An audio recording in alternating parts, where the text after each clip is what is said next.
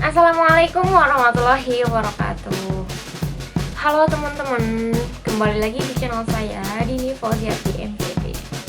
Saya alumnus Magister Pendidikan Agama Islam UIN Sunan Kalijaga, Yogyakarta. Dan kesempatan kali ini saya ingin sekali berbagi mengenai pengalaman suka duka S2. Dan teman-teman jangan lupa ya subscribe, like, comment, dan share. Ini untuk support video saya ya, karena penting banget kan untuk share video supaya orang lain juga merasakan manfaatnya.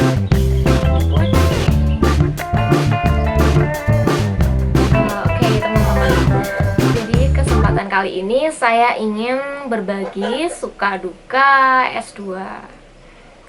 Saya menempuh S2 di Pendidikan Magister jurusan Pendidikan Agama Islam, Fakultas Ilmu Tarbiyah dan Keguruan UIN Sunan Kalijaga, Yogyakarta. Dan ini dia, sudah saya list ya daftar pertanyaannya apa aja.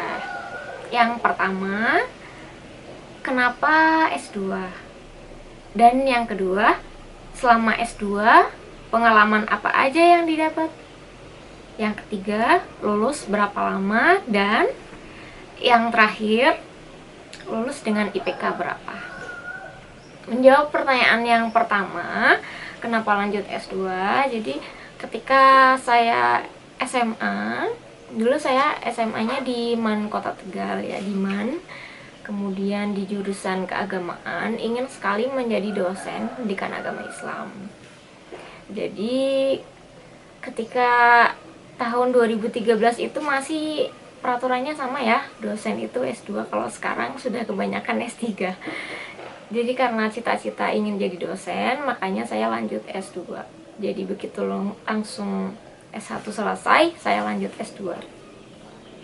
Itu teman-teman. Dan pertanyaan yang kedua, selama S2 pengalaman apa aja yang didapat? Pengalamannya tentu banyak banget ya, pelajaran yang berharga yang saya dapatkan di pendidikan S2 itu. Salah satunya pengalaman saya menjadi asisten dosen. Banyak banget sebenarnya sih asisten dosen tuh ya macamnya. Nah, saya ingin bercerita mengenai pengalaman saya ketika menjadi asisten dosen seorang profesor. Oh iya, sebelumnya sudah saya ceritakan di video saya yang kedua. Di video yang saya yang kedua itu bercerita mengenai pengalaman saya menjadi asdos seorang profesor gitu. Jadi tidak perlu saya ceritakan ulang ya. Dan pengalaman yang kedua, menulis artikel jurnal. Karena sebelumnya sewaktu masih duduk di jenjang sarjana atau S1, saya belum pernah menulis jurnal sama sekali. Nah, ketika saya masuk di S2, mulai dari semester 1, saya sudah berani menulis jurnal. Salah satunya jurnal internasional di Jurnal Kaunia Fakultas Saintek UIN Sunan Kalijaga. Dan juga jurnal pendidikan namanya Jurnal Cendekia di IAIN Ponorogo, Jawa Timur. Terus saya juga nulis di beberapa, tapi proceeding ya, dan juga penelitian bareng dosen yang sudah saya ceritakan di video sebelumnya. Nanti teman-teman bisa lihat-lihat di video channel saya ya. Kemudian mengikuti pengalaman yang menurut saya tuh impress banget, itu mengikuti program magang namanya Field Study. Jadi program mengajar di kelas PAI jenjang sarjana buat mahasiswa magister kayak gitu. Jadi kita tuh kayak latihan jadi dosen gitu loh, mengajar di kelas gitu. Dan bukan hanya satu kelas, tapi dari kelas A, B, dan C, kemudian sampai 3 kali pertemuan. Terus lulusnya berapa lama? Ini dia pertanyaan yang ketiga. Lulusnya saya masuk kuliah itu bulan Februari, tepatnya 2018. Kemudian selesai tesis, yaitu sidang tesis pada bulan September tahun 2019 dan wisuda November 2019. Coba kira-kira berapa tahun? Kurang dari 2 tahun ya teman-teman ya. Ini tips lulus cepat itu sebenarnya gampang aja teman-teman. Teman-teman pastikan kalau sudah duduk di semester 3 pasti ada mata kuliah namanya seminar proposal tesis. Nah di situ teman-teman itu ya menyeminarkan proposal tesis teman-teman. Jadi kok bisa sih semester 3 proposal, emang kapan bikin tesis, bikin proposalnya gitu. Dulu sewaktu saya mengikuti mata kuliah metodologi penelitian, itu tugas akhirnya sebagai ujian akhir semester membuat proposal tesis. So, di semester 2 mata kuliah metopen itu saya mulai mencari-cari tema. Sebenarnya saya sendiri itu mencari tema sejak semester 1 karena kebelet lulus.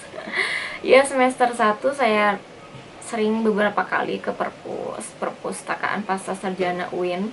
Tuh ketol banget tuh nyari tema semester 1. Nah semester 1 juga dapat fokus saya di kurikulum. Kenapa ngambil kurikulum? Karena kurikulum itu jantungnya pendidikan. Semua sekolah maupun universitas itu kayak apa ya, kurikulum itu udah kayak udah ibaratnya kalau kita masak itu kayak resep kayak gitu loh. Tahu kan teman-teman kayak gimana?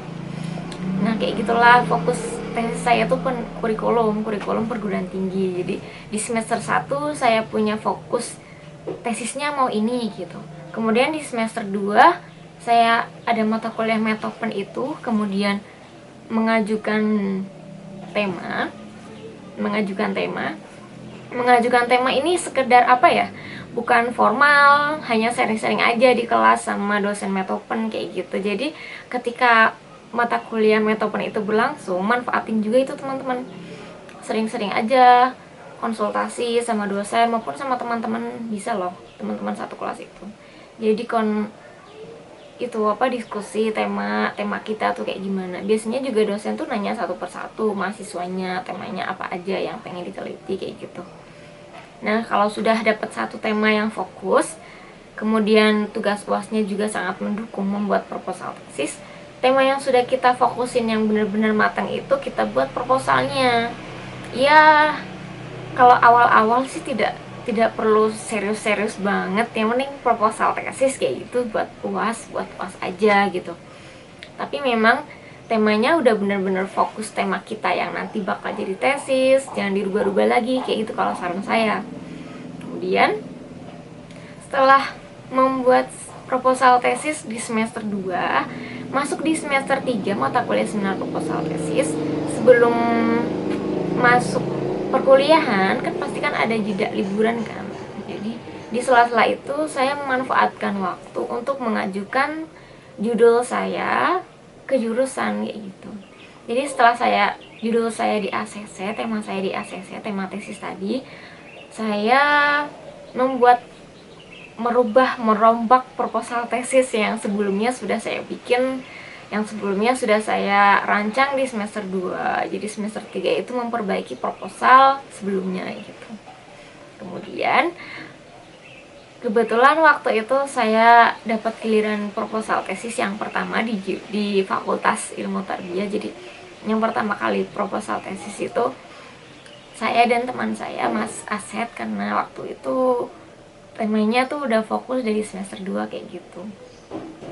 Jadi saya seminar, kemudian setelah seminar, karena habis seminar itu banyak magernya, setelah 2 minggu itu baru selesai revisinya. Terus akhirnya diurus lah sampai revisi, dan ACC revisi itu seneng banget kan. Dan setelah itu saya mulai mencari-cari pembimbing yang tepat. Jadi saya mulai menghubungi profesor dan dosen saya yang sekiranya berkenan gitu. Dan saya juga mendatangi dosen saya, dan waktu itu sih saya tidak berkesempatan mendatangi profesor karena waktu itu profesornya sangat sibuk ya. Jadi paling hanya lewat WhatsApp aja gitu. kebetulan beliau itu mau berkenan dan saya senang sekali langsung diurus pembimbingnya siapa. Di semester 3 saya langsung dapat pembimbing, kemudian dikerjakan, dan masuk semester 4 itu saya bukan sidang tesis masuk semester 4. Jadi kalau teman-teman sidang tesis itu harus semester 4, iya memang harus di semester 4 kalau di kampus saya di UIN Sunan Kalijaga, karena kan persyaratan, salah satu syarat buat sidang tesis itu kan bayar semester 4 kan, bayar semester 4. Jadi semester 4 kalau sudah bayar baru bisa daftar munaqasyah tesis atau sidang tesis kayak gitu. Nah gitulah teman-teman. Kemudian saya sebulan setelah saya sidang tesis, saya diwisuda. Jadi 2 bulan. Jadi sidang tesis itu September, terus Novembernya saya diwisuda gitu. Nah ini pertanyaan yang terakhir. Jadi lulus dengan IPK berapa? Ya sekitar 3,9 IPK-nya. Lebih sih. Ya teman-teman semangat ya kalau mau lulus cepat dan cum laude. Dan jangan lupa sering-sering minta doa sama orang tua, karena itu kan ridhonya kita ya, minta didoakan biar lulus tepat waktu, nggak bayar-bayar lagi gitu. Intinya kan nggak bayar-bayar lagi kan teman-teman. So semoga video ini bermanfaat teman-teman. Terus semangat ya berjuang tesis, dan jangan putus semangat. Terima kasih. Wassalamualaikum warahmatullahi wabarakatuh.